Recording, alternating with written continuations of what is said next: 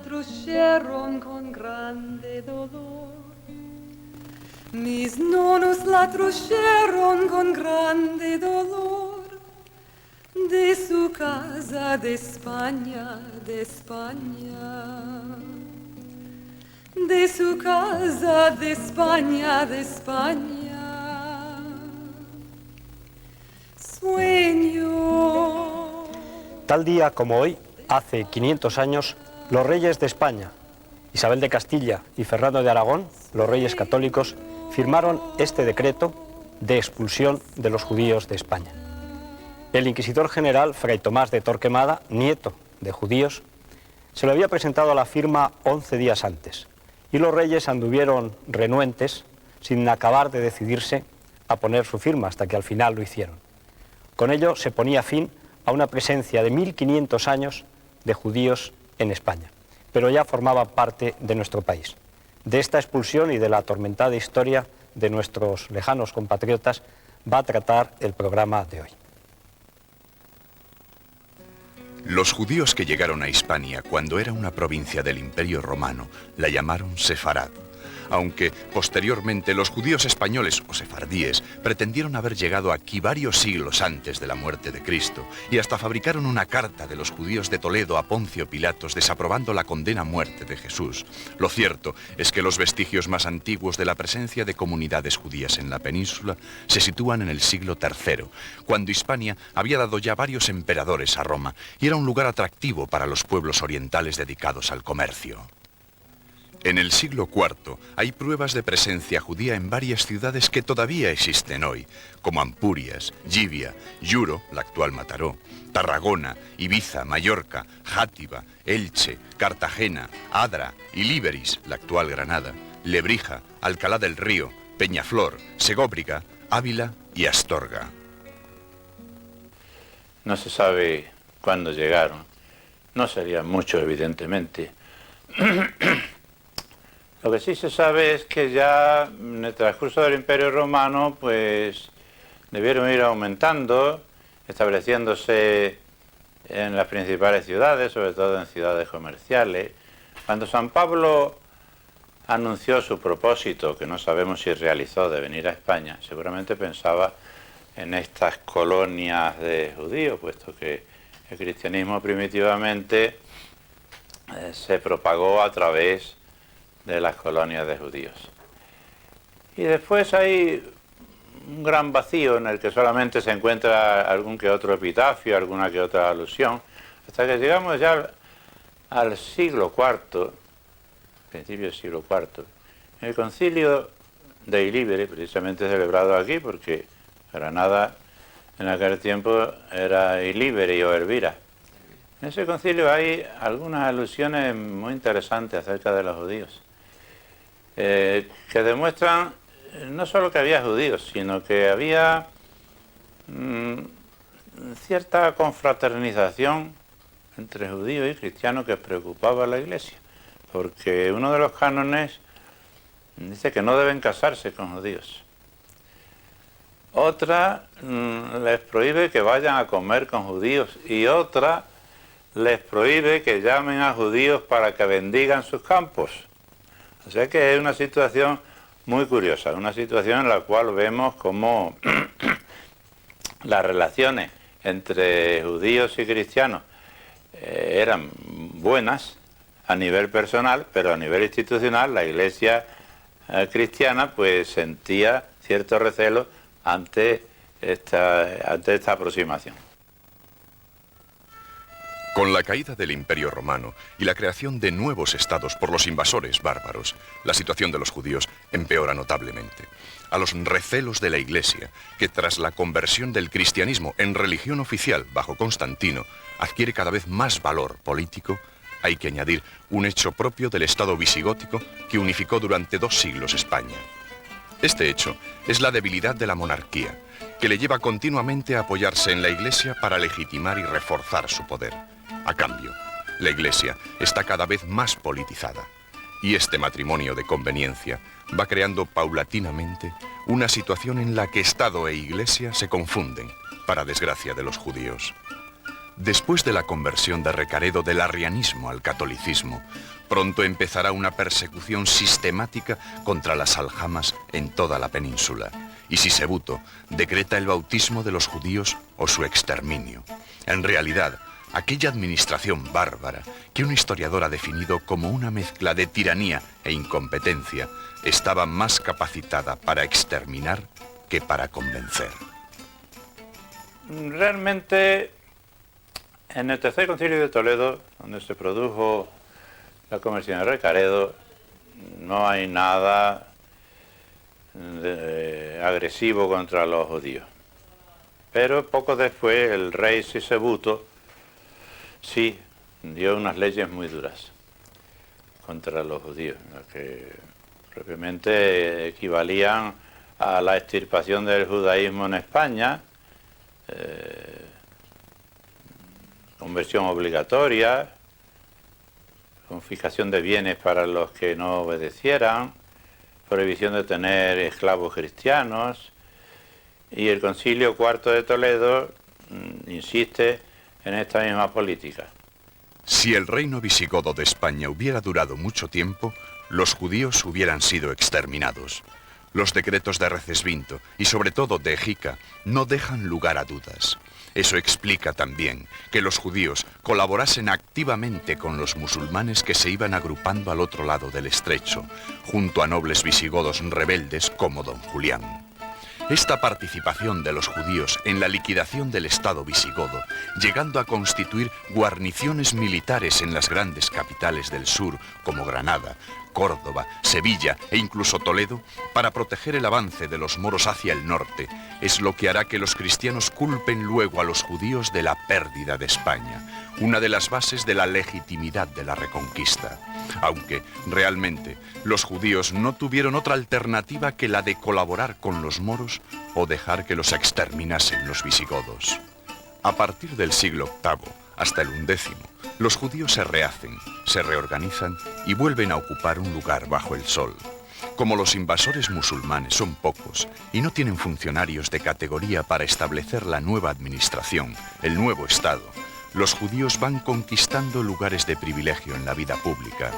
Puede decirse que cuanto más prospera la vida ciudadana y el comercio en Al-Ándalus, nombre árabe de España, más prosperan los judíos. En esa época nace la idea o el mito de la España de las tres religiones. Mientras la mayor parte de la península está bajo dominio musulmán, los judíos gozan de una posición de privilegio con respecto a los cristianos.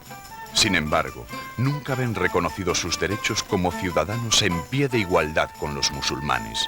Como pasará a partir del siglo XI en los reinos cristianos, los judíos son tolerados, pero siempre esperando su conversión a la verdadera fe, en este caso, la de Mahoma.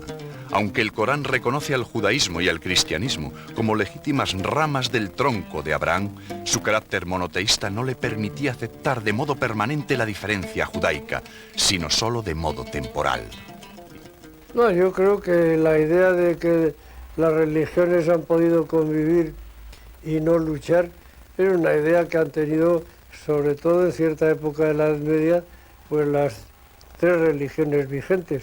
Porque si se piensa que en Toledo hay una sinagoga famosa convertida luego en iglesia, pero que ha funcionado como tal sinagoga en épocas muy brillantes culturalmente, y si se piensa también que el estudio del árabe y de los idiomas semíticos era algo que realzaba a los sabios de la Edad Media, pues ahí se ve que hay un mundo de valores culturales en un momento dado que son aceptados y que no afectan a la esencia de la creencia misma en una fe absoluta. Se habla mucho ahora de la famosa convivencia e incluso muchos se dejan llevar por su fantasía y pintan un paisaje idílico que me parece bastante exagerado. Una tolerancia perfecta no hubo nunca. Siempre hubo una buena dosis de intolerancia institucional. La simple tolerancia de los musulmanes hasta el siglo XI, hasta la llegada de los almorávides y a continuación de los almohades, permite la floración de la cultura judeo-española, la de más valor y vigor en toda la historia del pueblo de Israel. En aquella época de las tres religiones que se toleraban, aunque no se perdonaban, la cultura judía salió del gueto, de la judería, y se incorporó a los grandes movimientos filosóficos universales. La gran figura de ese renacer, de ese auténtico nacimiento del judaísmo a la filosofía, es Maimónides. En su obra, especialmente la Guía de Perplejos, se lleva a cabo un acercamiento de la fe a la razón, semejante al de Averroes y posteriormente Tomás de Aquino. Aunque tuvo que salir a los 20 años de España, siempre, hasta su muerte, se llamó a sí mismo el sefardí. La presencia judía, entre tanto, se había ido extendiendo por la mayor parte de la península. Durante los siglos X y XI adquieren gran importancia las aljamas de León, Soria, Mérida, Badajoz, Madrid, Alcalá de Henares, Toledo, Guadalajara, Sevilla, Jerez de la Frontera, Córdoba, Lucena, Jaén, Granada, Guadix, Almería, Tudela, Huesca, Zaragoza, Calatayud, Gerona, Lérida, Barcelona, Tarragona, Tortosa, Valencia, Palma de Mallorca y algunas otras más. En los reinos de taifas que sobreviven al califato de Córdoba, los judíos ocupan, como siempre entre los musulmanes, lugares privilegiados. Pero cuando los almorávides, invasores norteafricanos ajenos a las normas de tolerancia de las tres religiones en España, se hacen con el control de la península, los judíos empiezan a emigrar hacia los reinos cristianos del norte. De nuevo, pues, como a finales del siglo VII y comienzos del VIII, son el gozne sobre el que gira la política nacional. La relativa tolerancia de que gozaban en la época de los califas cordobeses y en el reino de Taifa se trocó en persecución en tiempo de los almorávides y sobre todo con los almohades. Entonces muchos de ellos abandonan un territorio que les era hostil y se trasladan a la zona cristiana. Esto ocurrió entre los siglos XI y XII.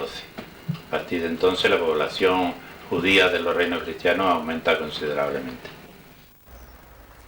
Esta es la última puerta que queda de la antigua muralla que rodeaba la judería de Toledo. Pero, ¿qué hacían en su vida cotidiana los judíos detrás de estas murallas? ¿Qué cantaban? ¿Qué comían? ¿Qué bebían? ¿Qué pensaban? ¿Qué rezaban? Vamos a intentar responder a estas preguntas. El judío no le gusta lo de vivir desperdigado, no vivir en el campo, se les prohibió tener tierras y, en fin, ahora en Israel son campesinos, pero nunca fueron campesinos, fueron urbanos, fueron esencialmente urbanos. El gueto judío, la idea de... El gueto no era solo porque se les metía, se les aislaba, se les discriminaba, sino porque ellos necesitaban vivir juntos para protegerse, entre otras cosas. Pues eso queda, esa idea del barrio judío como barrio hacinado y junto, es un poco todos los pueblos y todas las ciudades tradicionales de España, esa idea del vecino, de vivir junto al vecino en una comunidad vecinal muy intensa. Repito, muy mediterráneo, no solamente judío, pero muy judío también. Y todas esas prácticas, claro, se confunden tanto, no sabemos muy bien si son españoles tradicionales los que practican ese tipo de ritos o de supervivencias o son influencia judaica. Yo creo que un poco las dos cosas, y eso demuestra cómo el judío nunca ha sido una cultura superpuesta o extranjera a la vida española, sino parte misma de esa vida española. Los judíos en España, antes de la expulsión, comían igual que comen ahora. Realmente lo más característico de la comida judía es que al estar vinculada y relacionada con normas religiosas que se han mantenido a lo largo del tiempo, lo cierto es que el pueblo judío come igual desde hace 2000 años y en cualquier país en que se encuentre. Lo mismo en Madrid que en Nueva York, que en Rusia. Ellos tenían unas normas de tipo de alimentación que iban muy unidas, como en las otras religiones, pues en gran medida también a normas dietéticas, a normas de salud. Procuraban evitar aquello que en principio podía sentar mal. Por ejemplo, había que tomar las cosas sin sangre, porque teóricamente la sangre era lo que de alguna forma renovaba el espíritu y renovaba la salud. Hay una frase muy curiosa que yo quisiera leer, en la que se dice que se puede comer todo animal de casco partido y pezuña hendida y que rumie, pero no se puede comer los que solo rumian o solo tienen partida la pezuña, y con ello quedaban excluidos, por ejemplo, el camello, el conejo, la liebre, el cerdo y el jabalí, entre otros. Bueno, aparte de leer las obras propias de la literatura, de su literatura, de la literatura judía, los judíos españoles leían de todo lo que se producía en castellano en ese momento. Y una prueba de ello es que inmediatamente después de la expulsión conservan la cultura, los ladinos, los judíos españoles que están dispersos por el mundo conservan pues la cultura de la época de un modo completamente vivo, empezando por las romanzas que se cantaban. Los judíos han conservado la literatura de la época, pero asimilada hasta el momento presente. Mucho más me atrevo a decir que el español no judío o de origen no judío. A la 1 yo nací, a las 2 me engrandecí, a las 3 topí amante, a las 4 me casé con un amor. Yéndome para la guerra, 2 besos al aire, el uno para mi mamá y el otro para ti, y el otro para ti. A la 1 yo nací, a las 2 me engrandecí, a las 3 topí amante, a las 4 me casé con un amor. Dime niña, ¿dónde vienes? Que te quiero conocer. Y si no te eres amante, yo te haré de prender, yo te haré de prender. A la 1 yo nací, a las 2 me engrandecí, a las 3 topí amante, a las 4 me casé con un amor, me casé con un amor. La Escuela de Traductores de Toledo fue, después de la Escuela de Córdoba durante el Califato, uno de los muchos proyectos de divulgación que constituyeron la aportación de la cultura judía de España a la cultura universal. Una aportación especialmente notable teniendo en cuenta el pequeño número de personas que formaban su comunidad. La obra de Maimónides, Judá Haleví o Inga Birol sigue siendo extraordinariamente apreciada por los intelectuales judíos de todo el mundo.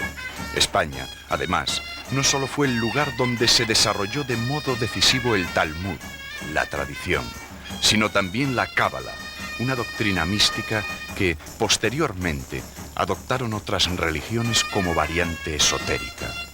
Por todo ello, la cultura judía antes de la expulsión de 1492 ha conservado un prestigio, un aura muy especial. La comunidad judía de España era el centro del mundo judío. Hablo de hace 500, 600 años atrás. Era el centro más fuerte políticamente, cultural, financieramente, de cualquier punto de vista, era el centro del mundo judío. Y había desarrollado ciertas características. Yo voy a señalar 3 que a mi modo de ver son típicas a la comunidad judía de España y a los judíos sefarditas y que no son típicos de otras comunidades. Uno es la integración de la fe y la ciencia. No hay contradicción entre un creyente que puede creer en la Biblia, en el Talmud y ser religioso, al mismo tiempo abierto a la filosofía, a la astronomía, a la matemática. Es típico a los judíos sefarditas y hay comunidades judías de Europa Oriental, de otros lugares, que prohíben esta mezcla, como le llaman, de la fe y la ciencia. Segundo, es un judaísmo moderado, no va a los extremos, sigue la enseñanza del filósofo Maimónides, español cordobés, de ir el camino medio, no ir a los extremos, en todo sentido. Y tercero, diría yo, una jactancia de la herencia hebrea, un conocimiento profundo de las fuentes de nuestra cultura, la Biblia. La gramática del idioma hebreo fue hecha en España. El libro más importante del movimiento místico judío fue hecho en España. Todo el código de la ley fue hecha en España y todas las otras comunidades se adaptaron a esta tendencia. Pero diría yo que esta jactancia en la cultura, en la herencia antigua, muy típica de los judíos sefarditas. De algún modo, quizás la principal aportación judía antes de la expulsión del 92, yo creo que sería su existencia misma. Es decir, el hecho de que dentro del espacio cultural y sociológico de la España anterior al 92, el judaísmo, como por lo demás la propia tradición musulmana, introducía una heterogeneidad que nos permitía encontrarnos ante una sociedad no cerrada, abierta, con todos los mecanismos de crispación, de crisis interna que se pudieran producir entre estas comunidades, pero abierta. De algún modo, esa heterogeneidad, para mí al menos, constituye un verdadero tesoro, era un verdadero tesoro. Porque, de algún modo, la tendencia de los dioses monoteístas es siempre terriblemente despótica. Un dios monoteísta siempre tiende necesariamente, en función de su omnipotencia, a suprimir toda forma de alteridad, toda forma de anormalidad. De algún modo, la coexistencia de tres monoteísmos simultáneos y con un cierto equilibrio introducía una especie de politeísmo imperfecto, es decir, introducía elementos de corrección dentro de esta tendencia a la intolerancia que es esencial a los monoteísmos. En ese sentido, 1492 fue una catástrofe. La Cábala es sobre todo una doctrina mística, es decir, hubo una degeneración de la Cábala y sobre todo cuando se creó una Cábala llamada cristiana, etcétera, etcétera, que se dedicaba más bien a las artes divinatorias y a otras cosas de este tipo. La Cábala es un movimiento místico dentro del judaísmo que viene de muy antiguo y que en España encontró su mejor expresión, sobre todo en el Zohar, que es el gran libro del mundo cabalístico, que fue escrito sin duda alguna por Moisés de León en Guadalajara. Esta comunidad de Gerona era cabalista.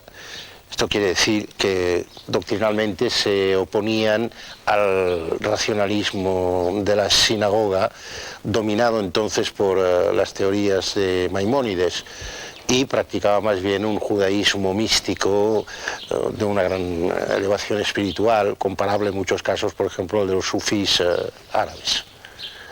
Aquí en Gerona particularmente hubo un gran rabino cabalista, Nataniel de Gerona, que influyó enormemente en casi toda la judería mediterránea. Sus obras pues, son todavía consultadas y leídas en el judaísmo cabalístico. Aunque hasta el siglo XIII, los judíos que viven en la España musulmana y en la cristiana tienen una situación mucho más favorable que en otros países, también a España llega la intolerancia, el fanatismo y la crueldad que en el resto de Europa se han desatado contra el pueblo hebreo. A mí me parece que tendríamos que hablar no de una, sino de dos corrientes de intolerancia. Es decir, una meramente instintiva, que es la corriente popular más baja, que ya se manifiesta en la época de las cruzadas, que está alimentada, no sabemos muy bien por quién ni por qué, ya que en estas corrientes populares no queda documentación, y por consiguiente no conocemos más que los efectos de las mismas, es decir, los reflejos de las mismas. Cuando los cruzados pasan por Alemania, asaltan las juderías, matan a la gente, roban, hacen mil perrerías, alegando que los judíos mataron a Jesucristo. Esa es una corriente distintiva. Esa va y viene. Aparece, desaparece, vuelve a aparecer. A veces es muy cruel, a veces apenas se le advierte, como sucede con todos estos sentimientos populares. No, pero la peligrosa fue la otra corriente. La corriente que se plantea a principios del siglo XIII. Vamos a ver, hay que explicar el asunto, y es que, en virtud de que los judíos pueden vivir en un territorio cristiano, no es simplemente una situación de hecho, es también una situación de derecho, que en España empieza, en la España cristiana empieza el año 1046, se refuerza en 1086, se vuelve a reforzar después de 1140 en la época de Alfonso VII y se lleva hasta Roma, en donde el Papa, el año 1199, da una ley que llama Constitutio pro Judaeis. Con las persecuciones llegan las conversiones, y con las conversiones se crea un problema que, a la larga, será el que provoque la expulsión de 1492, el de los judíos conversos o cristianos nuevos. El año 1391 es el de la gran matanza, la gran persecución y la primera gran oleada de conversiones forzosas. El origen de esta empresa genocida es, una vez más, europeo. El movimiento de matar judíos empieza en Alemania. Los Judentochter, que es lo que se traduce literalmente a España por matadores de judíos, son bandas que aparecen en Alemania. Y hay ciertos sectores eclesiásticos, normalmente del bajo clero, que piensan que sería un gran éxito para ellos conseguir la liquidación del fenómeno judío, es decir, la solución total del problema judío, esa solución final, mediante la amenaza de violencia tan fuerte que les obligue a bautizarse. Las primeras bandas de matadores de judíos aparecen en Navarra a mediados del siglo XIV. Y efectivamente al principio son como esporádicas, desorganizadas, causan, en Corella por ejemplo, causan algunas muertes también en Gerona, en la comarca de Gerona, más que en la Gerona misma, pero rápidamente son yuguladas. Pero a mí me parece que desde 1380, desde que se produce la Revolución Trastámara, empieza a trabajar este personaje, que es el arcediano de Sevilla, Hernando Martínez, que tiene la idea de que están equivocados los que creen que por las buenas vamos a resolver el problema judío.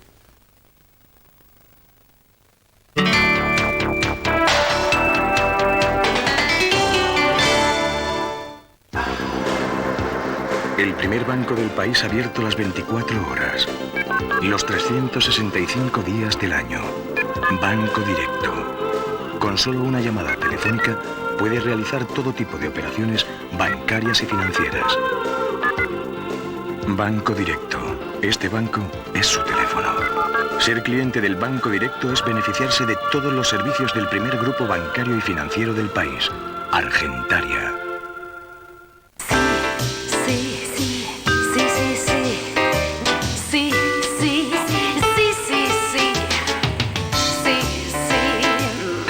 Gressy Coffee. Gressy Coffee. Única crema de whisky con café. Verónica Forqué, como la vida misma. ¿Te aburres en tu matrimonio? ¿Eh? ¿Te es muy difícil ser fiel o te es imposible? ¿Recuerdas o has olvidado la primera vez? Bueno. ¿Cuánto tiempo hace que no ligas?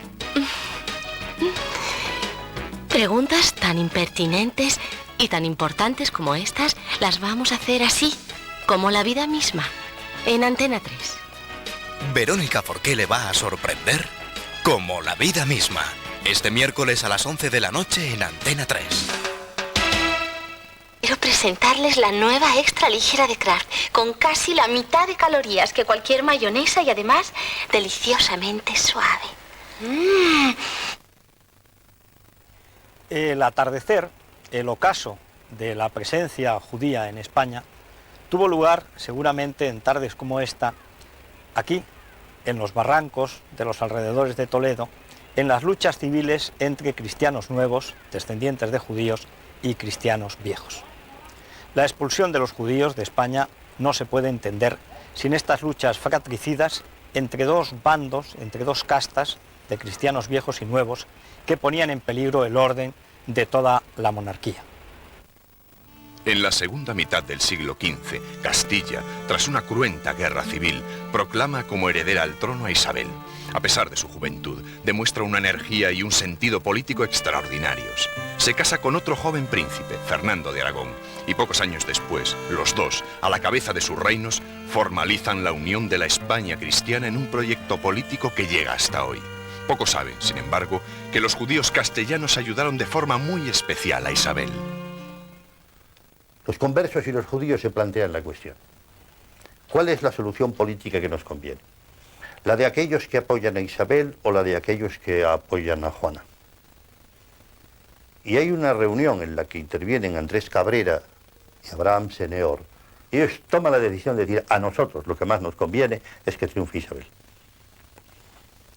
Entonces ellos organizan prácticamente la entrega del poder y prestan a Isabel uno de los mayores servicios que nadie le prestó, que fue la reconciliación con Enrique IV en 1473-74, con lo que hay la transmisión legítima del poder. A comienzos de 1492, los reyes católicos toman Granada, dando fin a la Reconquista, y el 20 de marzo el inquisidor general Fray Tomás de Torquemada les presenta el edicto de conversión forzosa de los judíos, que se convierte para la mayoría de ellos en edicto de expulsión.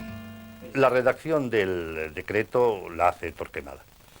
Y hay posteriormente una negociación que lleva a cabo no ya Abraham Seneor, que se convierte, lo cual tranquiliza mucho a Isabel. Sobre esto habría que volver un poco. Sino Isaac Abravanel, el padre de León Hebreo, el que luego será el gran humanista en Italia, persona a quien los reyes tratan con una, yo diría hasta casi con un cariño enorme. Esa negociación tenía por objeto conseguir un nuevo plazo de estancia, a fin de que, bueno, de que se pudieran emprender nuevas negociaciones ofreciendo por ello una indemnización, y fue rechazada. En el siglo XV, antes de la expulsión, casi todas las ciudades españolas tenían aljamas, es decir, comunidades judías. En el norte de la península son más bien escasas. En lo que hoy es el País Vasco, destaca la de Vitoria. En Asturias, solamente la de Oviedo, y en Galicia, La Coruña, Santiago, Pontevedra, Vigo y Orense. Castilla era, sin duda, la tierra más poblada. La mayor parte de las ciudades tenía su aljama. En el territorio de los antiguos reinos de Castilla y León sobresalían las de León, Astorga, Zamora, Salamanca, Palencia, Burgos, Medina del Campo, Segovia, Ávila y Soria. En la Comunidad de Madrid, Madrid y Alcalá de Henares. En lo que hoy es Castilla-La Mancha las había en Toledo, Cuenca, Guadalajara, Talavera y Ciudad Real. Por último, en La Rioja destacaba la de Calahorra. En Extremadura y Andalucía eran importantes las aljamas de Cáceres, Badajoz, Sevilla, Jerez, Córdoba, Lucena, Granada y Málaga. El Valle del Ebro era en el siglo XV uno de los principales lugares de asentamiento elegidos por los judíos. En Aragón estaban en Jaca, Huesca, Zaragoza, Calatayud, Albarracín y Teruel. Y en Navarra, en Pamplona y Tudela. Finalmente, en Cataluña destacaban las aljamas de Gerona, Lérida, Vic, Barcelona y Tarragona. En Levante y Baleares, las de Valencia, Sagunto, Elche, Palma de Mallorca, Murcia y Lorca. Según las investigaciones últimas, los judíos afectados por el edicto pudieron ser aproximadamente unos 90.000 en el reino de Castilla y 10.000 en el reino de Aragón. Andrés Bernaldez, el cura de los Palacios, describió así la salida de los judíos a finales del mes de julio.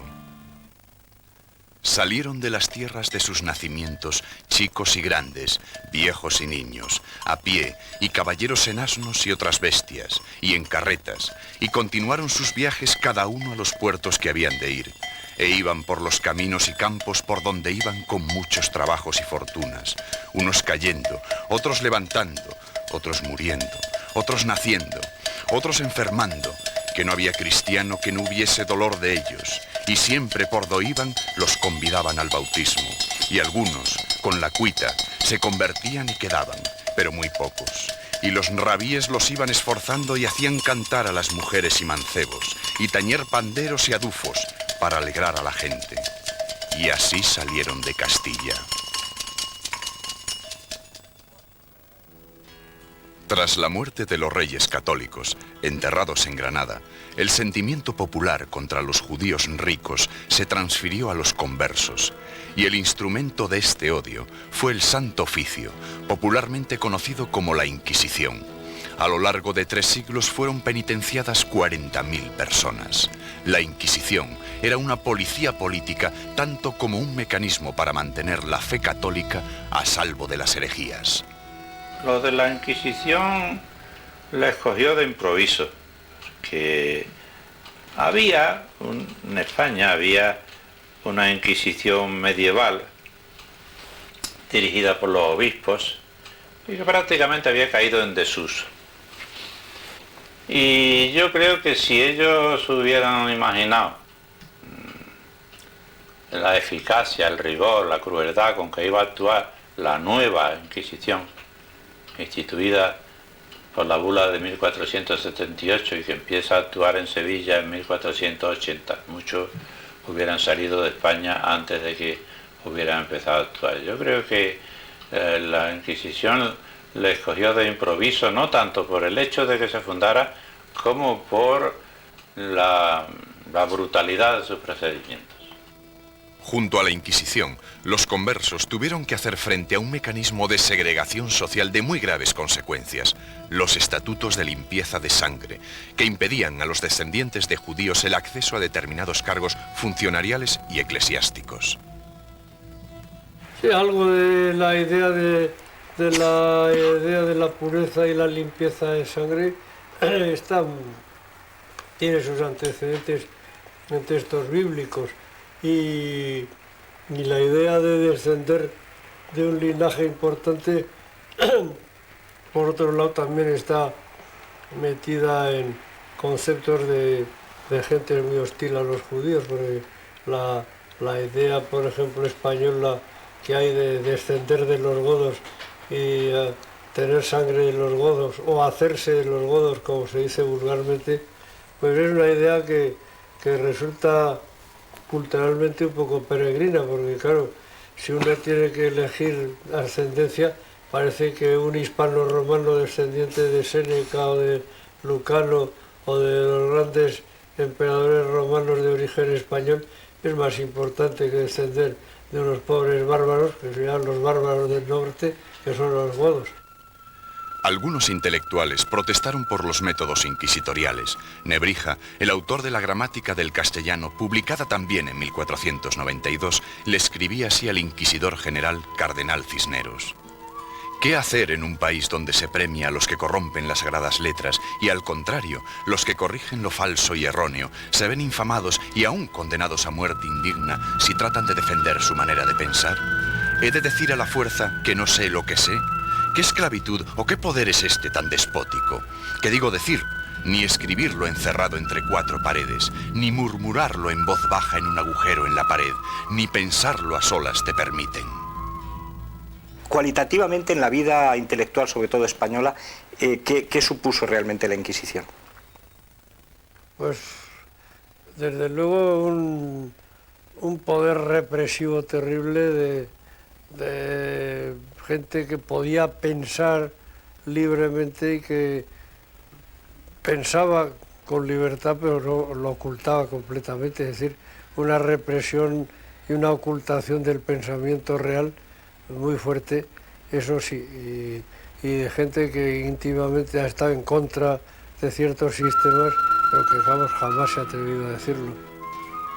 Después de Nebrija, apenas hay escrito en España nada contra la Inquisición, y eso, a pesar de las figuras magníficas de origen judío o converso que llenan nuestro siglo de oro, como Fray Luis de León, Juan de Ávila o Santa Teresa, Fernando de Rojas, Mateo Alemán o Luis Vives.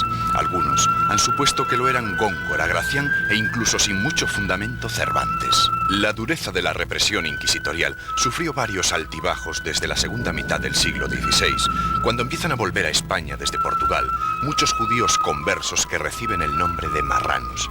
Durante el siglo XVIII van desapareciendo paulatinamente tanto los procesos inquisitoriales como las pruebas de limpieza de sangre. Para entonces, los apellidos de origen converso no se distinguían de los demás. Hacía mucho que los linajes hebreos habían adoptado apellidos relativos al dogma católico, como Santángel, Santa Cruz o Espíritu Santo. Otros adoptaron apellidos referidos a su ciudad de origen, y otros prefirieron ocultarse en los más comunes, como Pérez o López. Hoy es casi imposible saber qué españoles tienen orígenes judíos y cuáles no. Sucede lo mismo en América, a donde muchos conversos huyeron cambiando de nombre y donde apenas los molestó la Inquisición. Durante la Guerra de la Independencia, Napoleón prohíbe el Santo Oficio, pero el pueblo rechaza el decreto. Son las Cortes de Cádiz las que realmente acaban con la Inquisición al prohibir en nuestra primera Constitución liberal las acusaciones y juicios secretos, la tortura, la confiscación de bienes y el delito de infamia. Los intentos de Fernando VII y luego de los carlistas para restablecer el temible tribunal no pudieron contra la voluntad liberal de suprimirla. Solo en Mallorca se reprodujeron casos de antijudaísmo a propósito de los chuetas. Un chueta es un judío convertido, relajado, vuelto a la antigua fe y vuelto a reconvertir. Es un proceso un poco complicado. Entonces, en 1435 hay una conversión general de los judíos mallorquines. Cuando viene en 1492 la expulsión de los judíos por parte de los reyes católicos, oficialmente en Mallorca no hay judíos. Entonces, en aquel momento su situación puede ser como la de los conversos.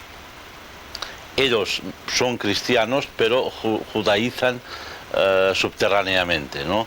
Esto provoca una serie de procesos y finalmente van desapareciendo. Los últimos grandes procesos son en el siglo XVII. Pero después ocurre lo siguiente. En el claustro de la Inquisición están los sanbenitos de los procesados, de los ajusticiados.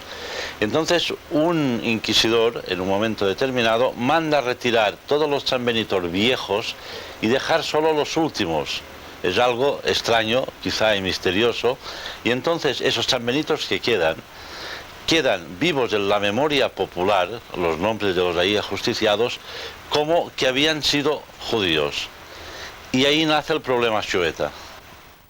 Los judíos que se fueron también pasaron 1000 penalidades y finalmente se establecieron en Europa Oriental, Turquía, Palestina, en el norte de África y en muchos países de América. En el ámbito del Imperio Turco y en Marruecos, los judíos desterrados que se llamaron a sí mismos sefardíes, es decir, españoles, han conservado el idioma, la cultura y el folclore de sus antepasados, además de las llaves de las casas que tuvieron que abandonar. Siguen hablando el ladino, el idioma judeo-español que tiene hoy en Israel quizás su último reducto.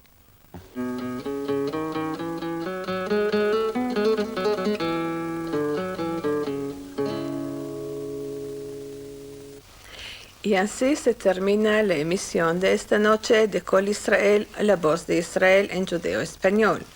Os invitamos a tornar y a escuchar mañana a las 7:45 de la tarde. A todos nuestros oyentes, Shalom y Nochada Buena de Jerusalén. El judeo español, que el castellano antiguo es uno de sus elementos, es hablado o fue hablado por los sefaradíes, los descendientes de los expulsados de España, principalmente en los países del Imperio Otomano, que es Turquía, Grecia, Bulgaria, Yugoslavia, Palestina de entonces. Además de esto, hubo también un cierto grupo que fue al África del Norte, a lo que es lo que hoy se llama el Estrecho, que es Tánger, Tetuán. Y ahí también continuaron a hablar el español, que con el tiempo tomó un carácter un poco diferente, se llama hoy el jaquetía, que es el español con un elemento de árabe. Mientras que el judeo español es el español antiguo con hebreo, turco, o griego, francés. Y con el tiempo se creó lo que nosotros llamamos la diáspora sefaradí de habla judeo-española, que estaba principalmente en los países del Imperio Otomano, pero que con el tiempo llegaron a otros países también, como Francia, parte de España, América del Sur, América del Norte. Hoy la mayoría están concentrados en Israel. En cómo se constituye en cuanto a cómo se asientan, pues depende de los países, pero en general lo que tienden a hacer los judíos de origen hispano o de origen peninsular es formar comunidades judías, procurando reproducir un poco lo que era la organización de las comunidades judías en la península. Es decir, tenían un régimen jurídico especial, tenían sus propias instituciones y eso lo procuran reproducir en sus países de destino. Con su organización comunitaria, incluso con su legislación interna inspirada en la que había habido en la Edad Media en la península, que había sido una legislación bastante especial y muy característica, la de los judíos hispanos. Creo que sí que tenemos una responsabilidad de informar y de que nos enteremos todos y conozcamos todos esa realidad, ¿no? ¿Qué es ser judío? ¿Qué son los sefardíes? Todo esto porque forma parte también de nuestra historia. Novia de la cara blanca, blanco tengas tu mazal, vente a mi lado la novia, te pondré rollo y jal. La novia, vente a mi lado, perderás ansia y cuidado. Vente a mi lado, la novia, quedarás a buen velado. La la la na na na na na na na, la la la la la la. Antes de las relaciones diplomáticas entre España e Israel, cuando me preguntaban a mí qué pienso yo de España y las relaciones, diría yo, me siento como alguien que tenía una enamorada y esta enamorada me traicionó. Tengo rabia, casi la mato, pero no dejo de amarla. Es lo que nos sentimos hacia España. Mi antepasado, Daniel Toledano, que salió de España, según relata la crónica familiar, con 6 hijos mayores, y que luego en Marruecos fue el jefe de las comunidades de los exiliados de Castilla, es para nosotros el símbolo de la familia, y cuando nace mi nieto en Madrid hace unos 8 años, qué mejor nombre le podíamos dar que el de Daniel, para así recordar el que se estaba cerrando el círculo histórico. Bueno, actualmente somos todos españoles, cada uno con sus peculiaridades, porque España finalmente ha adoptado un tipo de sociedad plural y democrática, y el pluralismo indica que pueda uno ser judío, protestante o católico o musulmán, lo mismo que políticamente puede ser uno de derecha o de izquierda, o sea que somos todos españoles sin distinción. Desde 1986, España mantiene relaciones diplomáticas plenas con el Estado de Israel.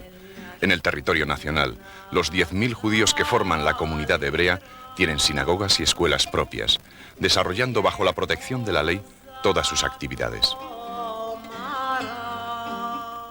El 31 de marzo de 1992, exactamente 500 años después de la expulsión, el presidente de Israel, Haim Herzog, preside junto a don Juan Carlos I, descendiente directo de los reyes católicos, y que como rey de España ostenta el título de rey de Jerusalén, un solemne acto de reconciliación.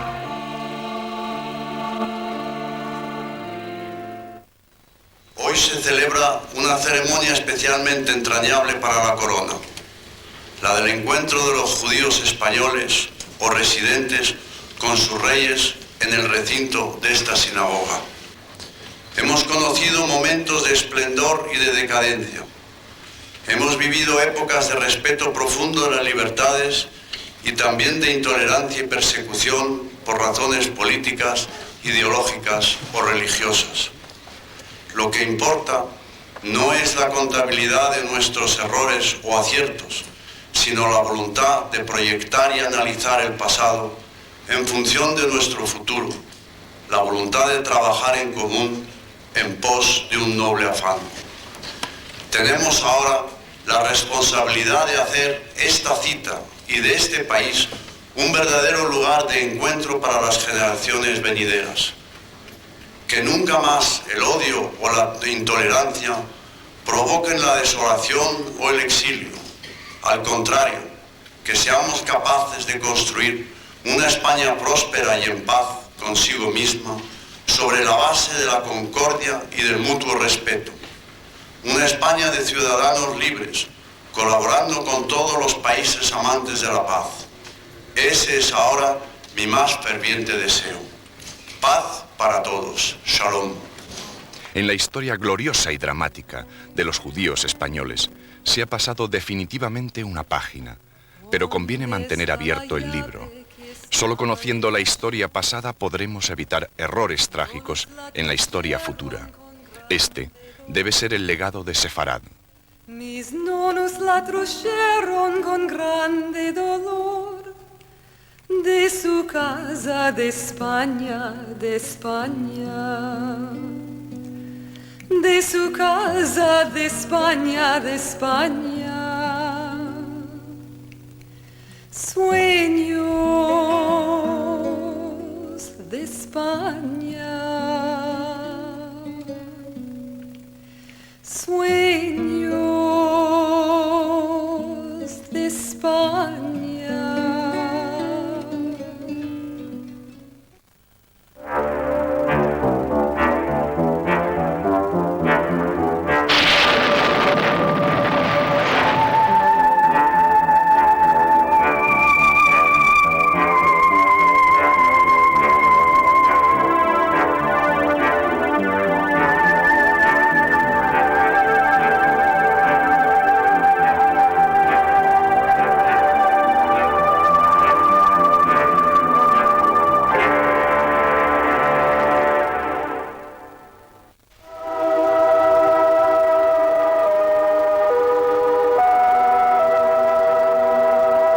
El perro de Satán.